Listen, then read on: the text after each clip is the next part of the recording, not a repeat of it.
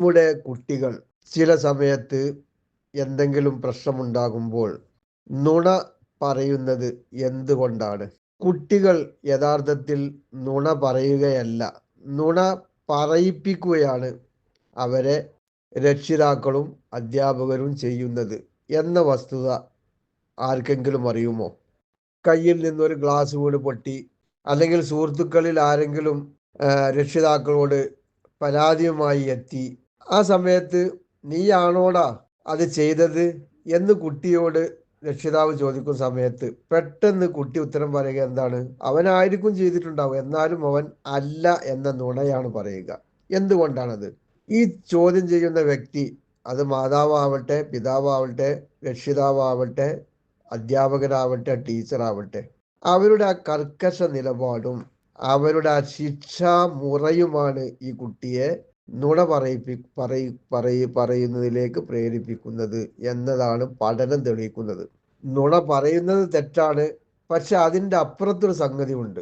കുഞ്ഞിൻ്റെ മാനസികവും ബൗദ്ധികവുമായ വളർച്ചയുടെ സൂചന കൂടിയാണ് ഈ നുണ പറച്ചിൽ. സത്യം പറഞ്ഞു കഴിഞ്ഞാൽ പിതാവോ മാതാവോ അല്ലെങ്കിൽ മറ്റാരെങ്കിലോ ശിക്ഷിക്കും എന്ന ആ ഉപബോധ തലത്തിലുണ്ടാകുന്ന ബോധമാണ് ഒരു കുട്ടിയെ നുണയിലേക്ക് പ്രേരിപ്പിക്കുന്നത് എന്നാണ് പഠനം തെളിയിക്കുന്നത്. ഒരു പഠനത്തിൻ്റെ കഥ പറയാം. ഡോക്ടർ വിക്ടോറിയ തൽവാർ എന്ന ഒരു ഗവേഷകയാണ് ഈ പഠനം നടത്തിയത്. അതിനുവേണ്ടി 2 സ്കൂൾ തിരഞ്ഞെടുത്തു.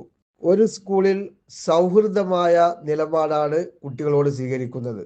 രണ്ടാമത്തെ സ്കൂളിലോ പെരുമാറ്റത്തിനും അച്ചടക്കത്തിനും വളരെ പ്രാധാന്യം നൽകുന്ന രീതിയുമാണ് സ്വീകരിച്ചത്.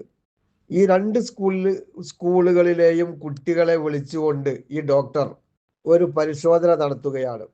അതായത് ഒരു റൂമിൽ കുറേ സാധനങ്ങൾ വെച്ച് ആ കുട്ടികളെ അത് കാണിച്ചു കൊടുത്തു.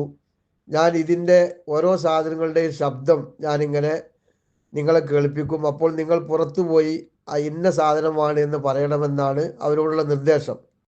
പക്ഷെ നിങ്ങൾ പറയുമ്പോൾ ഈ റൂമിലേക്ക് നോക്കരുത് എന്ന് പറഞ്ഞിരുന്നു. ഈ ഗവേഷക ഓരോ സാധനങ്ങളുടെയും ശബ്ദങ്ങൾ പുറപ്പെടുവിച്ചു. കുട്ടികൾ അതിൻ്റെ ഇന്നതാണ് എന്ന് അതിന് ഉത്തരം പറയുകയും ചെയ്തു.